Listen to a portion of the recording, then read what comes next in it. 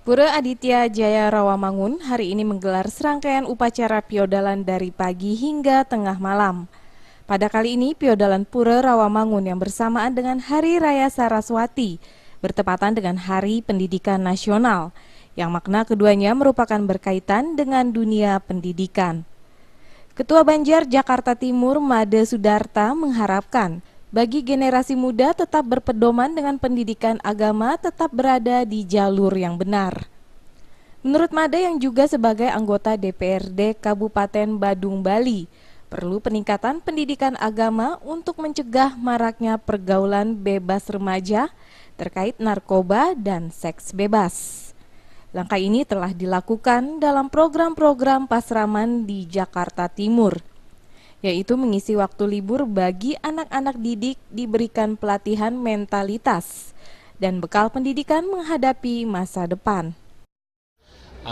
Sudah diprogramkan sama pendidik ya, pendidik sama guru-guru pesraman dalam rangka mengisi kekosongan pada hari-hari libur seperti ini, tentunya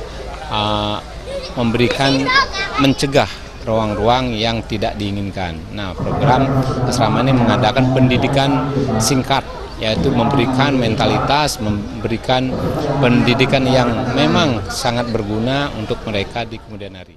Direktur Bidang Urusan Agama Hindu Kementerian Agama Wayan Buddha yang mengikuti persembahyangan juga memandang perlunya peningkatan dunia pendidikan agama Hindu. Pada Hari Pendidikan Nasional dan Hari Raya Saraswati ini perlu dihimbau kepada parisade atau pasraman untuk menjadikan momentum meningkatkan pendidikan demi generasi muda umat Hindu yang bebas dari pergaulan narkoba dan seks bebas. Hari ini juga Hari Saraswati, Hari Pendidikan Nasional, dan juga kita merayakan di seluruh Indonesia. Maka momentum ini juga dipakai untuk dasar daripada spirit umat Hindu dan pemuda-pemuda Hindu maupun anak-anak didik kita supaya tertanggulang oleh hal-hal yang negatif tersebut. Dari Jakarta, Wahyu Sadiatmoko dan Wayan Agus melaporkan.